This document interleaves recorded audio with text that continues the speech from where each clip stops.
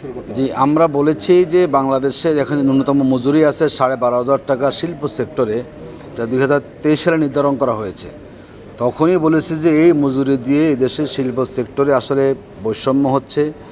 বাংলাদেশ শ্রমিক কল্যাণ ফেডারেশন আমরা তখন থেকে দাবি জানিয়েছি কমপক্ষে 30,000 টাকা মজুরি দেওয়ার জন্য।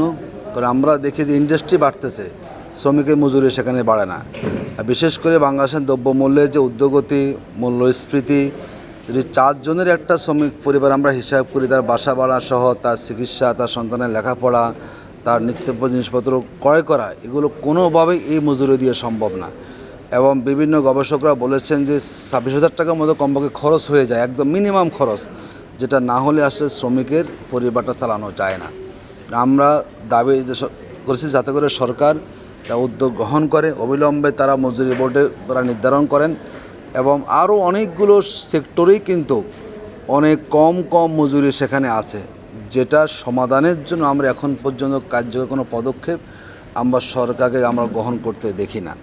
এটি আমাদের দাবি, সকল শ্রমিক সংগঠনের দাবি, যে কমপক্ষে 30,000 টাকায় দাবি জানাচ্ছি আমরা যে সরকার বসে ঠিক করুক, যাতে শ্রমিকের জন্য একটা স্বাভাবিক তারা জীবনযাপন করার সুযোগ পায়। দেখুন, আমাদের বাজেট প্রতি বছরে দেওয়া হয়। শ্রমিকদের রেশনিংয়ের দাবির কথা আমাদের অনেক পুরনো কথা। বাজেটে রেশনিং নিয়ে কোনো বক্তব্য সেখানে সরকারের নাই। আমাদের শ্রমিকের জন্য চিকিৎসার ব্যবস্থার কথা বলি আমরা, ব্যবস্থা কোথাও নাই। তাদের সন্তানের লেখাপড়ার ব্যবস্থা, সেরকম ব্যবস্থা নাই। মানে প্রত্যেকটা জায়গাতে যেটা আমরা দেখি যে শ্রমিকের যে অধিকারগুলো আছে, দেখুন আমাদের শ্রম সংস্কার অনেকগুলো সেখানে সুপারিশ দিয়েছে। আমরা দলগুলোকে দেখলাম, সকল দলই কম বেশি তারা ইশতেহারে প্রণয়ন করেছেন। কিন্তু এখন যখন সরকারে এসেছেন, তখন সেই ইশতেহারগুলোর আলোকে যে শ্রমিকের দাবিগুলো, আমরা সেগুলো আসলে বাস্তবায়িত আমরা দেখি না। তার মানে আপনি কথা বলছেন, ওয়াদা করছেন, আপনার নির্বাচন ইশতেহারে আপনি দিচ্ছেন, কিন্তু কার্যকর যে পদক্ষেপটা আসলে বাস্তবে তা আমরা দেখি না।